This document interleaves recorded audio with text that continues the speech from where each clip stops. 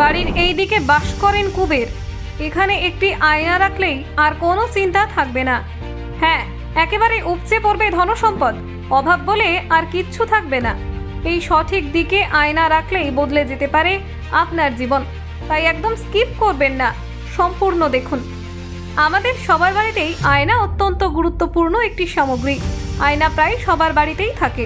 বাস্তু অনুসারে আয়না কোথায় রাখবেন এবং কোথায় রাখবেন না, এই বিষয়টিও অত্যন্ত জরুরি। আয়না যেমন আমাদের মুখ দেখার কাজে লাগে, তেমনি বাস্তুশাস্ত্র অনুসারে সংসারে সুখ শান্তি সমৃদ্ধির জন্য আয়না অত্যন্ত জরুরি। কারণ আয়না সঠিক জায়গায় রাখলে তা পজিটিভ এনার্জি কয়েক গুণ বাড়িয়ে দেয়। আবার আয়না যদি ভুল জায়গায় রাখা হয় তাহলে নেগেটিভ এনার্জির প্রভাব বাড়ে। জেনে নিন বাড়িতে আয়না রাখার দরকারি বাস্তু টিপস। উত্তর পূর্ব দিকে আয়না।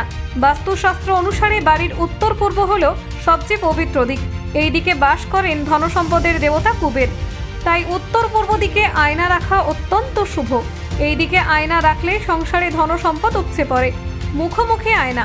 কখনোই দুটি আয়নাকে মুখোমুখি রাখবেন না। একটি আয়নার প্রতিবিম্ব অন্য আয়নায় পড়া অত্যন্ত অশুভ। এর ফলে সংসারে নেগেটিভ এনার্জি ছড়িয়ে পড়ে। আয়না সবসময় মাটি থেকে অন্তত 4 থেকে 5 ফুট ওপরে রাখা জরুরি। বেডরুমে আয়না। বেডরুমে সাধারণত আমরা ড্রেসিং টেবিল রাখি, তবে বাস্তু বিশেষজ্ঞরা শোয়ার ঘরে আয়না না রাখার পক্ষেই সওয়াল করছেন। একান্তই যদি বেডরুমে আয়না রাখতে হয় তাহলে এটা নিশ্চিত করতে হবে যে শোয়ার সময় আপনার শরীরের কোনো অংশের প্রতিচ্ছবি আয়নায় না পড়ে। সেই রকম হলে শোয়ার সময় আয়না একটা কাপড় দিয়ে ঢেকে রাখুন। আয়নার সঠিক আকার।